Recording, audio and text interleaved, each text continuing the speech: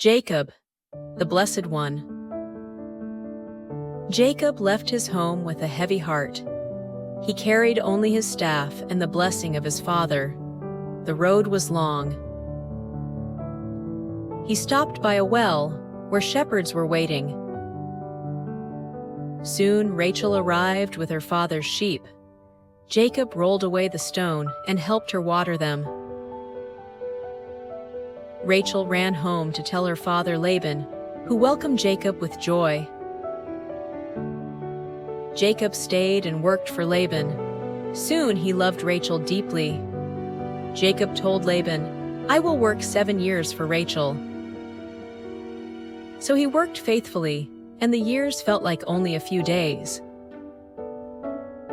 But at the wedding feast, Laban tricked him. Instead of Rachel, he gave Leah, the older sister. Jacob was shocked and sad, yet he agreed to work 7 more years.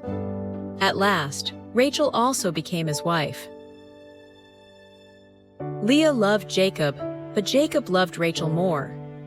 God saw Leah's sadness and gave her children. She bore Reuben, Simeon, Levi, and Judah. Rachel, still childless, grew jealous. She gave her servant Bilhah to Jacob. Through Bilhah, Jacob had Dan and Naphtali. Not wanting to be outdone, Leah gave her servant Zilpah to Jacob. Through Zilpah, Jacob had Gad and Asher. Later, Leah bore more sons, Issachar and Zebulun, and a daughter named Dinah. Finally, God remembered Rachel. She gave birth to Joseph and later to Benjamin. God even used the jealousy and rivalry of Laban's daughters as instruments to make Jacob prosper. In this way, Jacob became the father of 12 sons, who would grow into the 12 tribes of Israel. Jacob once deceived his father to receive the blessing, but in Haran, he was continually deceived by Laban. In this way, he reaped what he had sown. But still, God was with Jacob.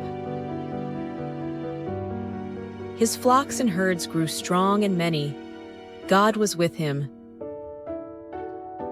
At last God said, "Return to the land of your fathers. I will be with you." Jacob gathered his wives, children, and possessions. He set out once more, trusting the Lord who had been with him from Bethel. God was with Jacob through every trial. He turned Jacob's weakness into strength and his loneliness into a great family. When we trust God, He blesses us in ways we cannot imagine.